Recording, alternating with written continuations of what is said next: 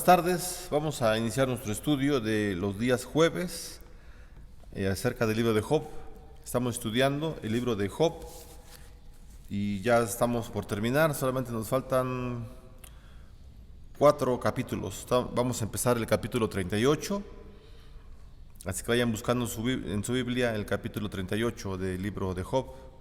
Y ahí en el capítulo 38 nosotros vamos a continuar el estudio, en el cual hemos estado viendo la forma en cómo ahora Dios le va a contestar, sobre todo a Job. Ya decíamos que Job es el personaje principal del libro, y así que ahora entonces el Señor ha permitido que se emitan muchos discursos, ¿verdad? Ya 36 capítulos, 37 capítulos, en donde escuchamos 3 voces primeras de los hombres amigos de Job que se acercaron a él para ayudarle. Después intervino un cuarto amigo llamado Eliú, y él es el que da la introducción a los últimos discursos del Señor. Así que vamos a dar lectura, hermanos, en el capítulo 38, vamos a dar lectura hasta el versículo número 7 únicamente. Y si le avanzamos, bueno, continuamos leyendo. Job capítulo 38, versículo del 1 al 7. La palabra del Señor dice: Entonces respondió Jehová a Job desde un torbellino y dijo: ¿Quién es ese que oscurece el consejo con palabras sin sabiduría? Ahora ciñe como varón tus lomos, yo te preguntaré y tú me contestarás. ¿Dónde estabas tú cuando yo fundaba la tierra? Házmelo saber, si tienes inteligencia. ¿Quién ordenó sus medidas, si lo sabes? ¿O quién extendió sobre ella cordel? ¿Sobre qué están fundadas sus basas? ¿O quién puso su piedra angular cuando alababan todas las estrellas del alba y se regocijaban todos los hijos de Dios? Hasta ahí vamos a leer, vamos a hacer una oración, hermanos. Señor, te pedimos por tu palabra que la bendigas a nuestra vida. Ayúdanos a estudiar este discurso de que es tuyo, Padre, que has dejado escrito a través de tanto tiempo para tu iglesia. Oramos para que tu Espíritu Santo hable siempre en nuestras vidas y que también tu Espíritu de verdad nos ayude siempre a cumplir tu voluntad. En el nombre de Jesús, amén. Bueno, en este capítulo, ¿verdad?, empieza el versículo mencionando el nombre del Señor. Y es muy interesante, ¿verdad?, de cómo es que desde el mismísimo comienzo Dios permite, ¿verdad?, que el pueblo vea su nombre. Entonces en el versículo 1 vemos que a Dios se le llama Jehová. Esa palabra Jehová es la que Dios usa, ¿verdad?, la que Dios usa cuando el Señor llama a Abraham, cuando Dios hace el pacto con Abraham. Entonces Jehová se menciona el nombre de Jehová aludiendo al pacto que Dios ha hecho con el hombre, ¿verdad? Y esto en la teología, en la doctrina presbiteriana reformada, es muy importante, en la teología bíblica, porque va a girar la vida de la iglesia en función del pacto. El pacto de gracia es sumamente importante, el pacto que Dios ha hecho con el hombre, que es un solo pacto. Tiene diferentes nombres, sí, pero es un solo pacto que Dios ha hecho con el hombre. Y en el pacto que Dios ha hecho con el hombre, entonces la iglesia es beneficiada porque recibe todas las bendiciones del Mesías Salvador. Todo lo que Jesús hizo en este mundo, todo el cumplimiento de las profecías, el cumplimiento de la ley que hizo Jesús, esos beneficios son puestos en la vida del creyente, ¿verdad?, cuando él decide estar en la iglesia, cuando él decide seguir a Cristo. Así que el pacto, hablar del pacto es hablar de una relación que tenemos como iglesia hacia con el Señor. Bueno, ¿qué tiene que ver esto? Tiene que ver mucho, ¿verdad? Porque todo lo que están hablando los hombres que ya hablaron, en este caso el Señor, todo está basado en los sufrimientos de Job. Job ha sufrido bastante. Job entonces lo que necesita y lo que él requiere es que se le recuerde, ¿verdad?, que él es hijo del pacto, que él, como un hombre de parte de la iglesia, él forma parte de este gran número de personas que son asignadas al Señor.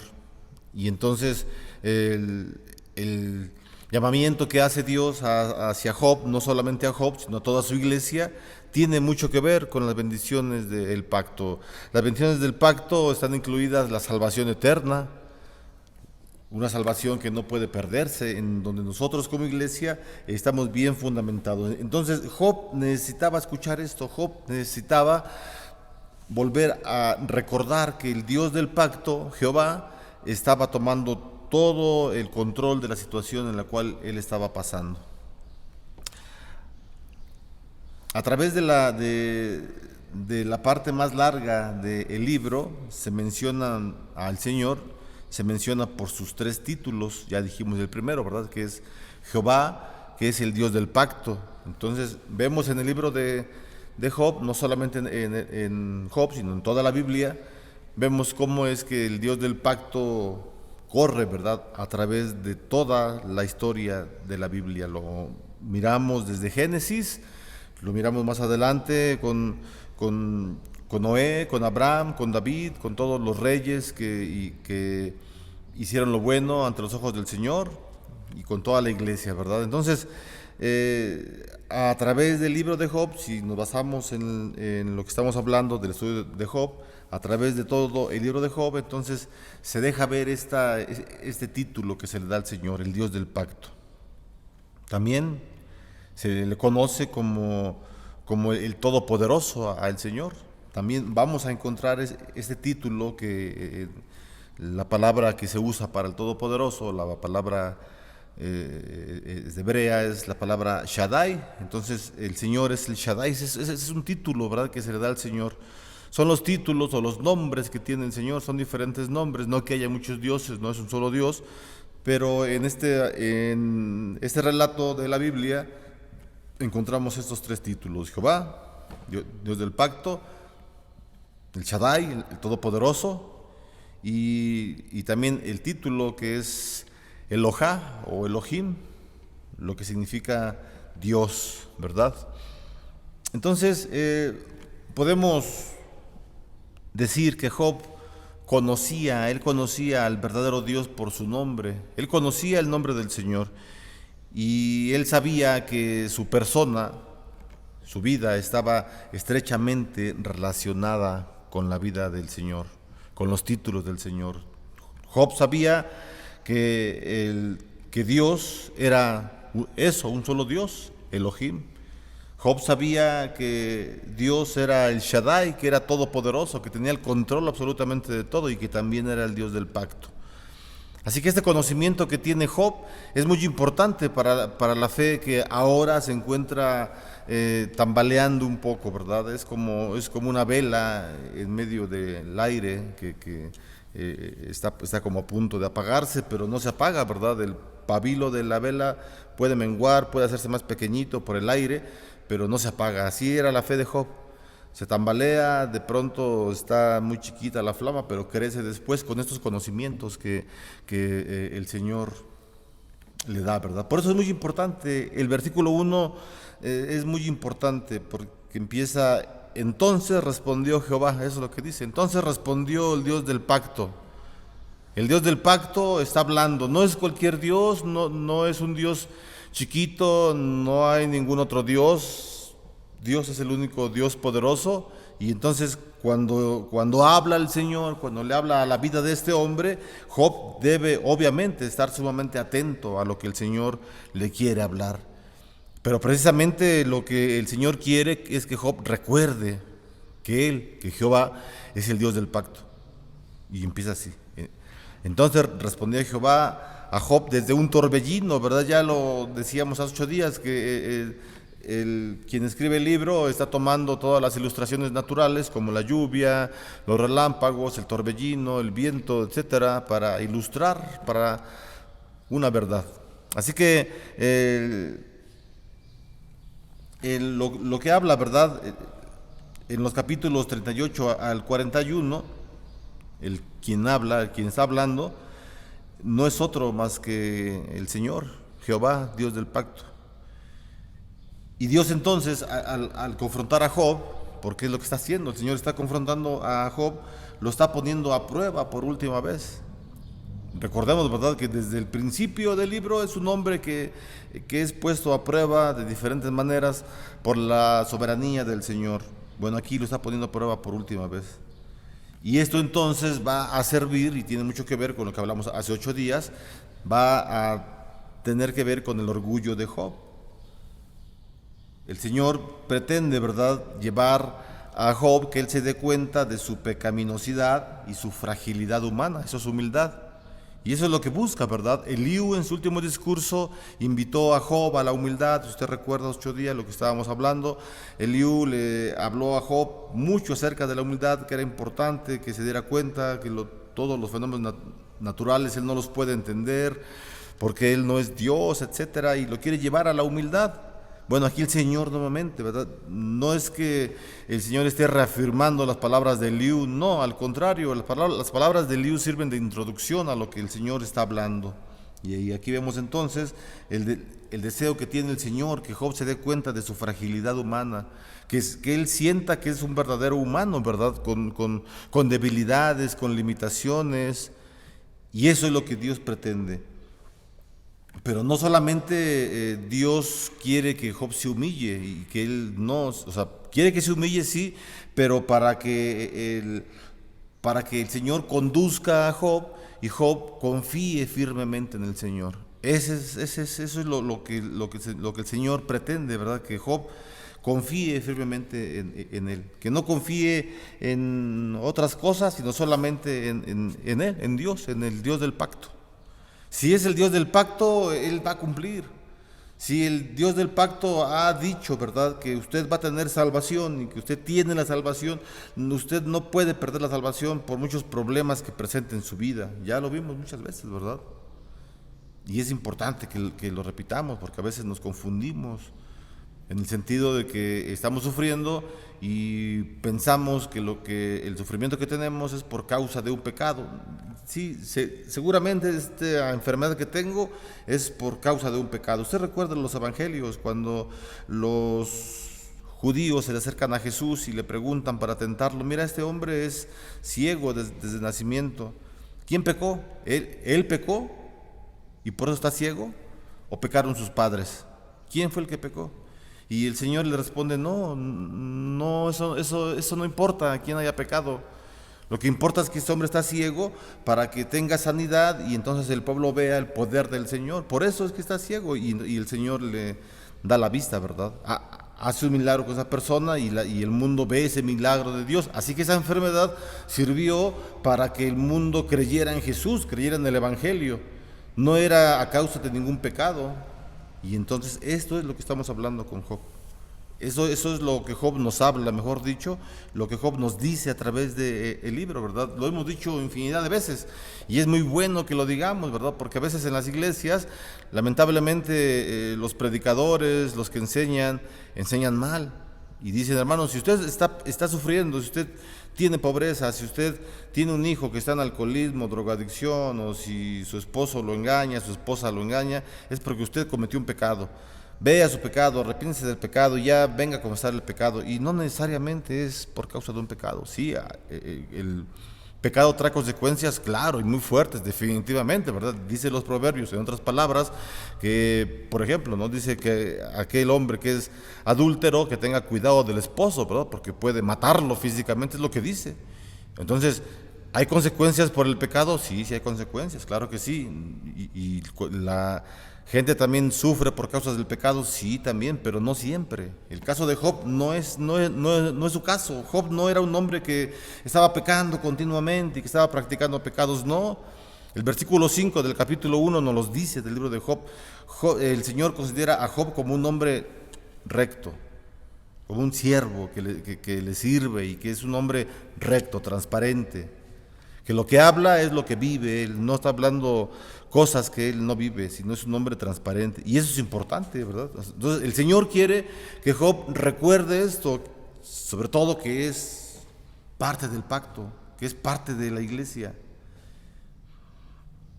Y bueno, el Señor comienza, ¿verdad?, su discurso con una pregunta que es muy estremecedora. El Señor pregunta: ¿quién es ese que oscurece el consejo con palabras sin sabiduría? Versículo 2. ¿Quién es ese que oscurece el consejo con palabras sin sabiduría? Y las palabras a las que se refiere el Señor no son palabras de Eliú, ¿verdad? Porque alguien podría pensar, entonces el Señor está refiriendo a las palabras de Eliú. No, ni de ninguno de los otros tres hombres, sino que el Señor se las dice a Job directamente, ¿verdad? A él, o sea, recordemos que ya lo dijimos en la introducción de los 8 días, fue una introducción del capítulo 38, que es necesaria, ya lo hablamos, pero ahí en lo que decíamos en la introducción es que Dios no le responde a los tres hombres, no, ni a Eliú, bueno, a los 4 hombres que dieron sus discursos, no, a los 3 primeros ni a Eliú, no es una respuesta a ellos, ni es para reafirmar lo que ellos dijeron, no, le está hablando a Job, a él está hablando, pero tampoco es para que la respuesta del Señor tampoco es para elogiar a Job, tampoco. Hay unos pequeños fragmentos, ya los leíamos hace 8 días, ¿verdad?, en donde el Señor sí elogia a Job y le dice un hombre recto, etcétera, sí, pero no es la finalidad de los últimos capítulos en la voz del Señor, no, sino el propósito que tiene el Señor es responderle a Job, y ya lo estamos diciendo, ¿verdad?, llevarlo de la mano a la humildad, reconocer que Job es parte del pueblo, bueno, que él reconozca que es parte del pueblo, que recuerde el pacto, que quien le está hablando es un Dios que se ha mencionado con 3 títulos, como el Shaddai, el Todopoderoso, él o Elohim, que es el Dios, y Jehová, el Dios del pacto. Eso quiere el Señor, que Job se acuerde quién es, que sepa cuál es su identidad, porque a veces perdemos la identidad como cristianos, a veces nos desubicamos y ya no creemos el pacto, ya hasta se nos olvidó qué dice la Biblia por no leerla, por no practicarla.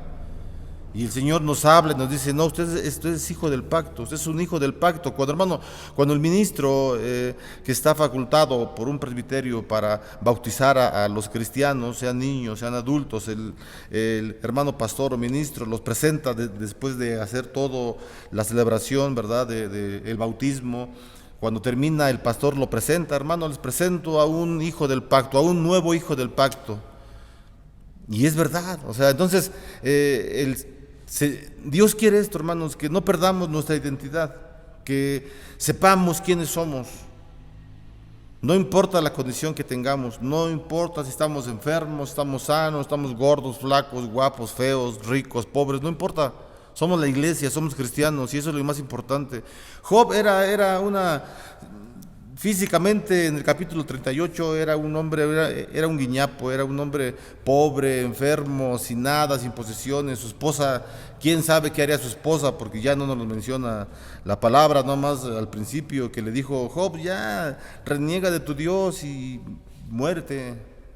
O sea, con pensamientos así, seguramente no era una mujer muy cristiana. No vamos a hablar de su mujer, no nos interesa, lo que nos interesa es este hombre, ¿verdad? Pero era un hombre solo, que estaba muy mal físicamente, espiritualmente se tambaleaba su fe, etcétera. Y es la iglesia, es parte de la iglesia, es un hijo del pacto. Por eso no se escriben a propósito los versículos, ningún versículo está escrito a propósito, ningún versículo de todo este libro, ninguno. Todo fue inspirado por el Señor. Están quitadas las palabras, las palabras, pero no pierde el significado, no pierden la idea, a pesar de diferentes traducciones que existen, ¿verdad? Entonces el Señor, desde este versículo, desde su primera voz, Él quiere que Job sepa y sea consciente que es hijo del pacto. Ya lo dije muchas veces, pero se nos olvida, hermanos, de verdad, se nos olvida que somos hijos del pacto y nos comportamos a veces como si no fuéramos hijos de ningún pacto, menos el pacto del Señor. Pero es importante, ¿verdad? No está escrita la palabra así nada más al azar. Y el estudio del libro de Job no solamente pues para que aprendamos más y ya, no es para encontrar las verdades que hay en la Escritura y que las apliquemos a nuestra vida, ¿verdad? Que el Espíritu Santo los aplique a nuestra vida, no el pastor, no el predicador, no la maestra de escuela dominical, la que dan estudios, no. Nadie aplica la palabra a nadie, es el Espíritu Santo quien aplica la palabra. Únicamente el que está en el púlpito, el que da estudios, el que da algún tema, somos comunicadores de la palabra, nada más, nada más. Estamos comunicando el Evangelio, no transformamos vidas, ni vean al pastor así como al padrecito, no los católicos, no, porque no somos eso. Somos cristianos, todos somos hijos del pacto. Así que es importante, ¿verdad?, que veamos quién es el Dios Todopoderoso. El Señor es el Dios Todopoderoso. Bueno, estamos en la pregunta que hace el Señor, una pregunta estremecedora. ¿Quién es ese que oscurece el consejo con palabras sin sabiduría? Ya dijimos que las palabras a las que se refiere no se refieren a Eliú. Y continúa diciendo, ¿verdad?, en el versículo 3, ahora cíñete la cintura como un hombre. En el Antiguo Testamento, en los tiempos de Job, en el mundo antiguo, no se usaban pantalones cortos ni largos como el día de hoy, ¿verdad? Los hombres tenían túnicas, así que las túnicas para hacer algún trabajo que requería fuerza o agilidad, un movimiento sí ágil, se requerían que fueran encintadas, ¿verdad?, las túnicas para que quedaran cómodas al hombre. Es decir, en otras palabras, ¿verdad?, o en palabras más de nosotros, diríamos, quítate los pantalones cortos y ponte los largos. Es decir, deja de ser un chamaco y compórtate como hombre. Eso es lo que está diciendo, en palabras más nuestras, ¿no? Pero recordemos que la Biblia es poética, más la Reina Valera, es muy bonita. Entonces dice, ¿verdad?, con palabras poéticas, ahora ciñe como varón tus lomos, yo te preguntaré y tú me contestarás. El Señor lo quiere llevar a la humildad. Le dice, bueno, está bien, deja de ser un chamaco con pensamientos fluctuantes, doctrinales, y me tienes que contestar exactamente bien lo que yo quiero que me contestes. O sea, son preguntas fuertes, estremecedoras, ¿verdad?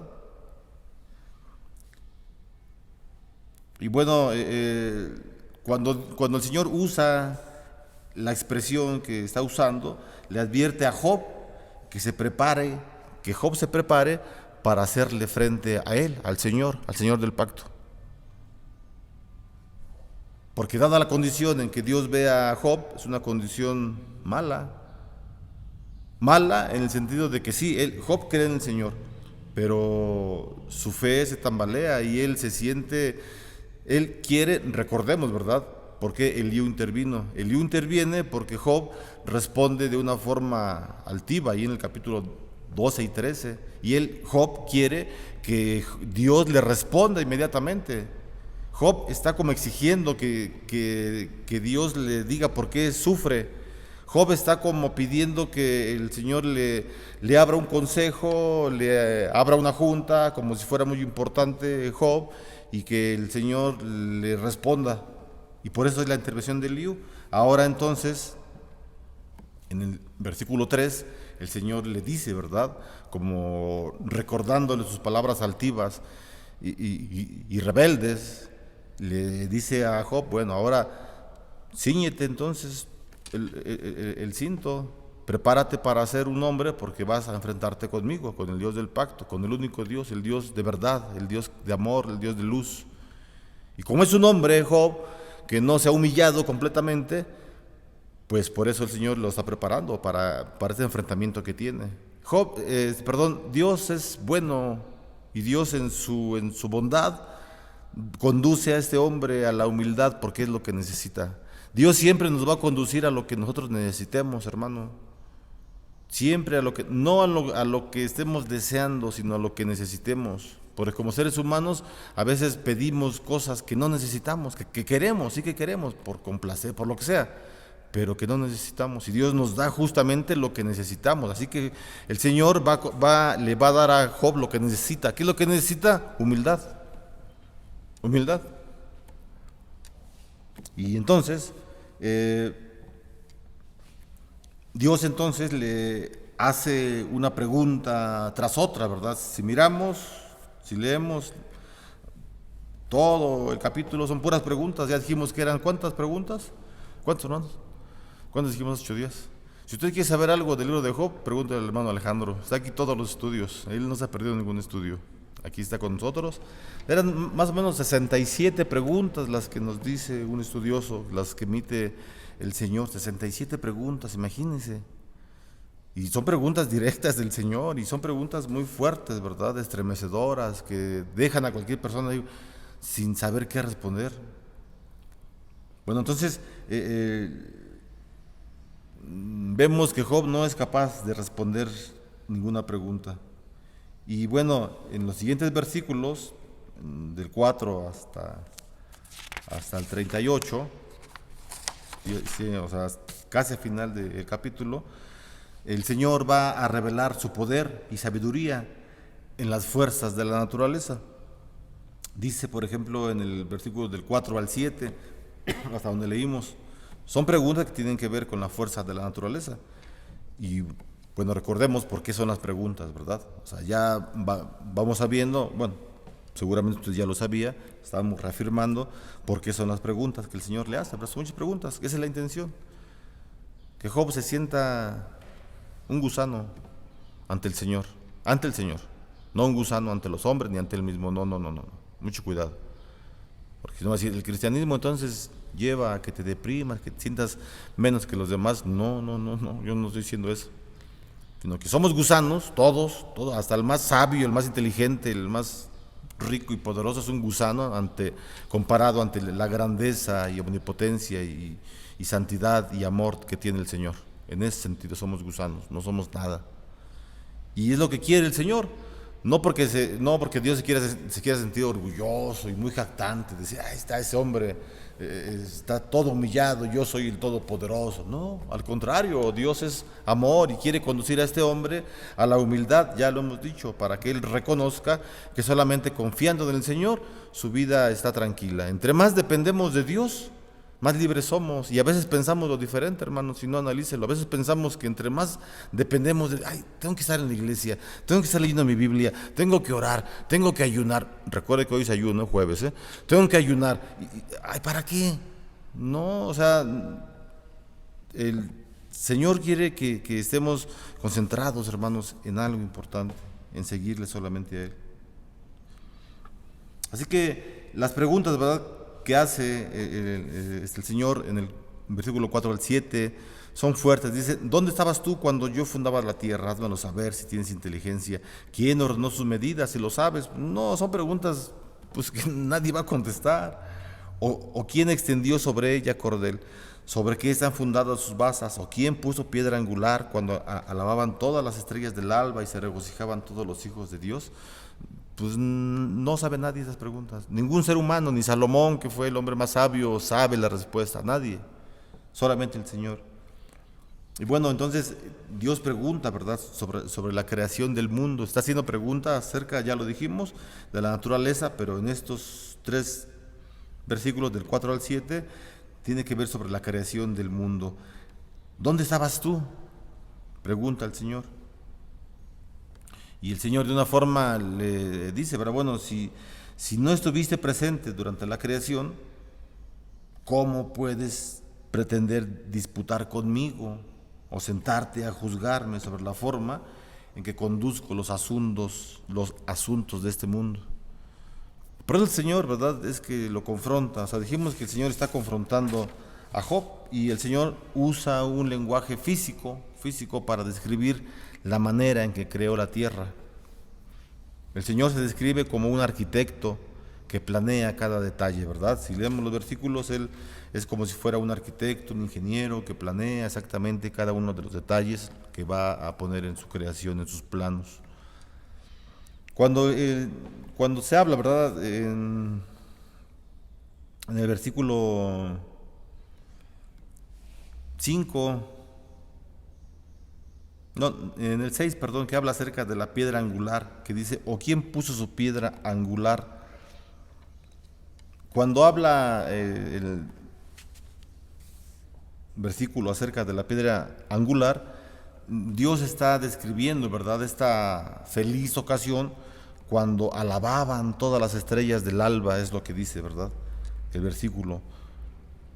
Las últimas palabras del versículo dice literalmente, y todos los hijos de Dios gritaban gozosos. Estamos leyendo el versículo 5, 6 y el 7, perdón, dice el 7, y se regocijaban todos los hijos de Dios. Se está refiriendo, ¿verdad?, a la creación, ya lo dijimos, y los hijos de Dios, bueno, son los ángeles, ¿verdad? Aquí hace una alusión a los ángeles. ¿Cuándo fueron creados los ángeles? Bueno, no lo sabemos, tampoco hay respuesta para todo, ¿verdad? Pero lo que está sugiriendo cuando dice, o la expresión que se menciona, estrellas del alba, lo que sugiere es la pureza y el resplandor de estos seres angelicales que sirven al Señor en cada uno en cada momento, ¿verdad? Y bueno, entonces estamos viendo, hermanos, hasta este versículo 7, dijimos que hasta el 7 íbamos a hablar, ya llegamos al 7, llevamos 30 minutos, ¿verdad? Parece como 30 minutos. Para que no sean tan largos los estudios, yo cuando veo un video en el YouTube, yo personalmente, que dura más de una hora, hora 20, hora y media, la verdad no lo veo.